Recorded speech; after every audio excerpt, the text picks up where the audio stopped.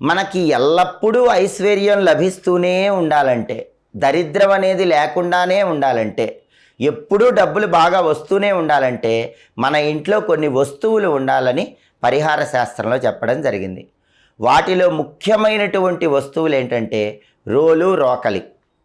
ఎందుకంటే రోలు అనేటటువంటిది పార్వతీదేవి స్వరూపం, రోకలి అనేటటువంటిది పరమేశ్వర స్వరూపమని ప్రామాణిక పరిహార శాస్త్రంలో చెప్పారు. ఏ ఇంట్లో అయితే రోలు, రోకలి ఉంటాయో ఆ ఇంట్లో శివపార్వతుల అనుగ్రహం వల్ల ఎప్పుడు ఐశ్వర్యం ఉంటుంది. అయితే రోలు, రోకలి ఇంట్లో ఉన్న వాళ్ళు విడివిడిగా ఉంచవద్దు. రోలు, రోకలి ఎప్పుడు కలిసే ఉండాలి, శివపార్వతులు ఎప్పుడు కలిసే ఉండాలి. ఒక ఇంట్లో శుభకార్యక్రమం కోసం పసుపు దంచితే రోట్లో అతి తొందరలోనే ఇంకా శుభ కార్యక్రమాలు జరుగుతూ ఉంటాయి. అంతటి శక్తి రోలు, రోకలికి ఉంటుంది. ఆ తర్వాత ఖచ్చితంగా ఇంట్లో ఉండాల్సిన వస్తువు చాట.